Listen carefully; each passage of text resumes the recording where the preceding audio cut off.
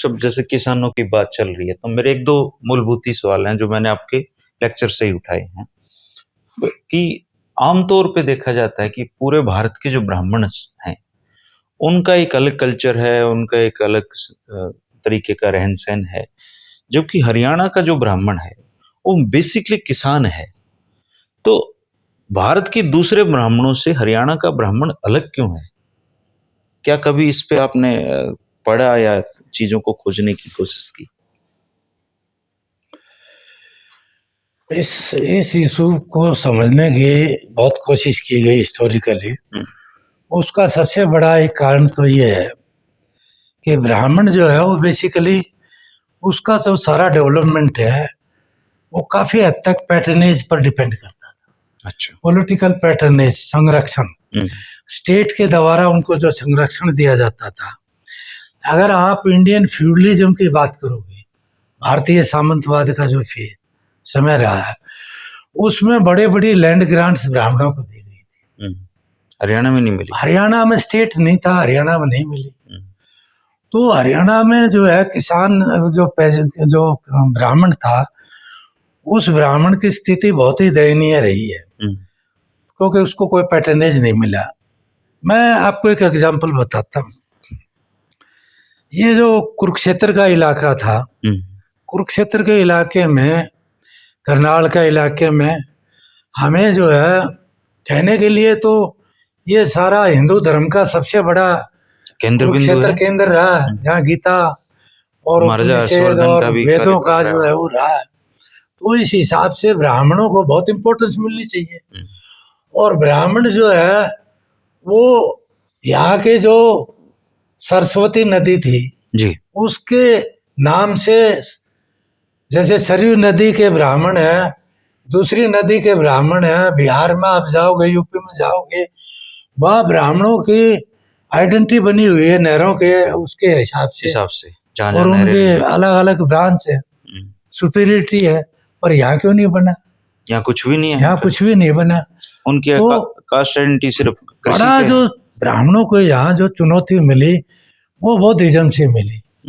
और क्योंकि यहाँ जो है जब हर्षवर्धन यहाँ थानेश्वर के वो बने, हालांकि वो कन्नौज के शासक थे, लेकिन थानेश्वर उनकी प्रिंसिपलिटी थी, तो यहाँ बौद्धिज्म को बहुत ज़्यादा बढ़ावा दिया गया।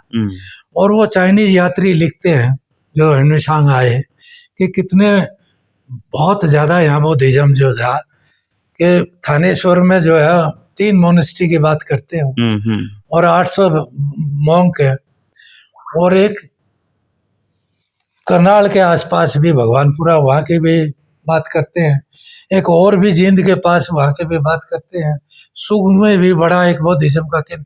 तो इन्होंने ब्राह्मणों को एक बड़ी चुनौती दी। और ये चुनौती जो है हम इस रूप में देखते हैं कि एक अभिलेख है, पेवा का अभिलेख। पेवा का अभिलेख है, उस अभिलेख में क्या लिखा हुआ है? वो वहाँ के गरीबनाथ टेम्पल पर बना हुआ है, लिखा हुआ है। उसमें लिखा हुआ है कि यहाँ मेला भरता है, बहुत बड़ा मेला भरता है। अच्छा। और इस मेले में अरबी घोड़े बेचने के लिए आते हैं। कौन आते हैं अरबी घोड़े बेचने के लिए? एक ग्रुप ऑफ ट्रेडर्स, एक गिल्ड है व्यापारियों की। वो व्यापारी जो है वो लाहौर की तरफ के अफगान मुस्लिम है, उनके संस्कृत में उनका नाम दिए हुए हैं।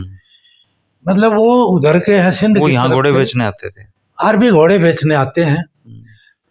इस पर मैं लेक्चर दे करके आया हूँ अभी, वो एक लंबा हो जाएगा, बड़ा हुआ है। वो अरबी घोड़े बेचने आते हैं और घोड़े के खरीदने वाले कौन है? वो है भोजदेव, कन्नौज के महाराजा। वो घोड़े खरीदते हैं यहाँ से, और भी राजा खरीदते हैं। और ब्राह्मण यहाँ के मिडिलमैन का काम करते हैं घोड़ों को बेचने। अच्छा।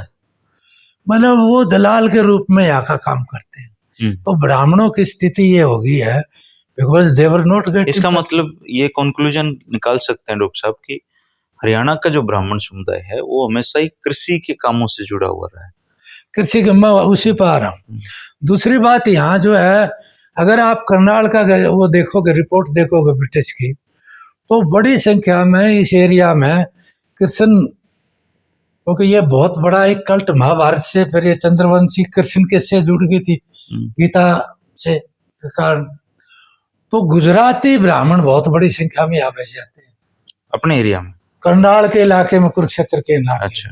अगर आप इबर्सन की रिपोर्ट देखोगे तो गुजराती ब्राह्मण है, और वो सारे गुजराती ब्राह्मण इन ब्राह्मणों के हाथ का खाना नहीं खाते। इन ब्राह्मणों से वो अलग रहते हैं। इन ब्राह्मणों से वो चमड़े गए उसका पानी नहीं पीते, गौड़ ब्राह्मणों से। हाँ, वो कच्ची रोटी नहीं खाते, वो ये नहीं करते। वो ब्राह्मणों का जो है वो अपने आप को अलग रखते हैं, वो संस्कारों के काम करवाते, ये करवाते, ये सारी। अब हरियाणा का ब्राह्मण जो है उसकी व्यथा ये है कि वो एक जैसे जाट कल्टीवेटर है वैसे ही एक ब्राह्मण कल्टीवेटर है, क्योंकि आजीविका चलाने के अलावा उसके पास कोई साधन नहीं है। मैं एक एग्जांपल देता हूँ। मेरा गांव प्योर ब्राह्मणों का दारूड़ा, उसका रिकॉर्ड जो है मेरे पास है, दस्तूर अलमल 1664 का जो रिकॉर्ड है, उस रिकॉर्ड में ब्राह्मण ऑल आर कल्टीवेटर। और बड़ी आश्चर्य की बात है कि जो राजस्थानी रिकॉर्ड है उन सभी में ब्राह्मण, राजपूत और महाजन लोग लैंड रेवेन्यू में एग्जम्प्टेड थे। अच्छा। यानी मतलब उनको कंसेशनल रेट पर लगान दिया जाता था।